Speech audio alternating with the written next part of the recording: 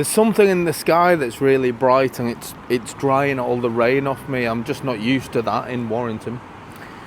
Oh, anyway, this is today's offering. What I've got here is the MUTT GT SR 125. Nice looking retro bike this. We'll have a look round it the usual way. I'll drop some facts and figures at you.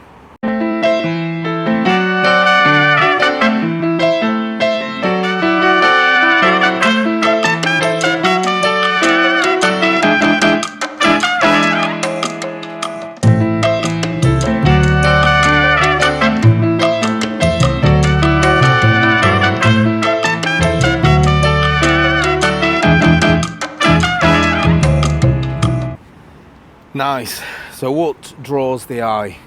First off, like that exhaust. That exhaust looks like it's going to have a nice little growl to it. Much better than those big square boxy things that are coming off a lot of the new bikes. I like the colouring of it as well. So whether it should have been black or should have been grey, but it's got this like mixed colour, and I just think it suits the bike. It gives it like a patina to it, like a bit of false age. 2022 bike. It looks nice, clean and tidy. Few age related marks, but something really you would expect off a bike with a couple of years riding underneath it.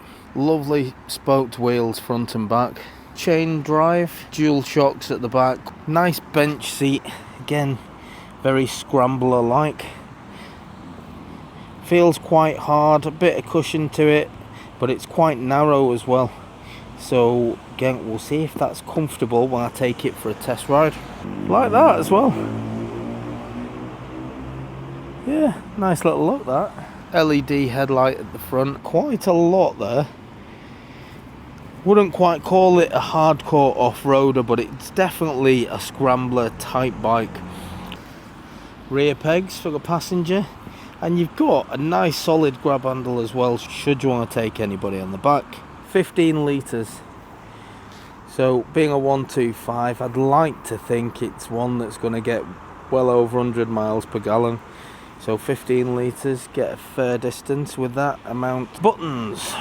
Not a lot to speak of, just a standard really. Horn indicators, high-low beam, and then you've got a flash that side. And the other side, just again very basic. We've got an ignition and you've got your engine cut-off. Rev meter going across the top, and then we've got a very small digital screen there. That is a lot of information for a small screen. I'm literally about 2 inches away from this. So you do have a fuel gauge, a speedo, a gear indicator, and your total miles. Now if you move away from it and think where you're gonna be sitting, how clear is that gonna be if you've got some bad eyes? I don't know. It is very small. Luckily my eyesight's alright. It's not a particularly short bike this. I can flat foot it, but only just. Seat height is 790 millimeters. Peg placement, fairly central, maybe slightly forwards. It's a nice position to be in. I'm fairly up straight with the back, so I wouldn't call it a sporty riding position.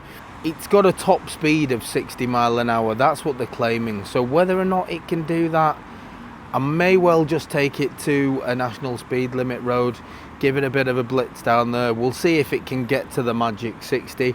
It's got 11 horsepower. Now it's a couple of years old, it's really low mileage, looks as good as new. So let's just go for a ride and see what it's like. Instantly is when I'm revving this bike, I am getting a proper vibration right through my backside. Dry weight on this bike, 117 kilograms, and it feels very light as well. Now it does feel very nippy in first gear when you're moving off, but once you get into the higher gears you do lose a little bit of that. It kind of gives you a bit of a false, I'm going to be very fast. Yeah, it kind of isn't. It's all right, you know, it's a 125, so it's not going to be rapid. It gets to 30 mile an hour fast enough, but I can't see it winning any races. And once you are moving, the vibration does ease a little bit. Whether I could sit on here for hours and hours of riding, I don't know. You need to have a bit of a break after an hour. You might need a bit of a leg stretch, or more to a point, just not be sat on a hard seat that's vibrating your giggleberries. Getting quite the vibration on my balls. It's a nice stylish bike for the money. I don't think you could argue that point.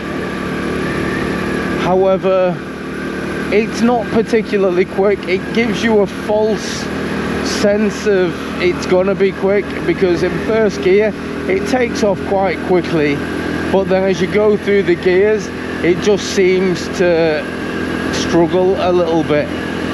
So it's not a fast bike. 60 mile an hour is its claimed top speed, but I've not had a chance to do that today. How it's performing at these lower speeds, I don't believe it would get to 60 mile an hour with myself on. I think it might struggle. Riding around town, it's nice enough bike. It's alright, it gets to normal road speeds. It just does it at a leisurely pace, not particularly quick. But what it does lack in speed, it makes up for in looks, because it really is a trendy looking bike. This is very in keeping with the current trend of these small CC scrambler looking bikes. I've heard people talk quite negatively about bikes vibrating, and this does vibrate, it does, but I don't see it as something that's uncomfortable. It's not making me think, oh, I wouldn't buy that bike because of the vibrations. I'm actually thinking, oh, that's quite nice. It's like a free little tickle of my gentleman's area. So I don't see it as a particularly bad thing at the minute.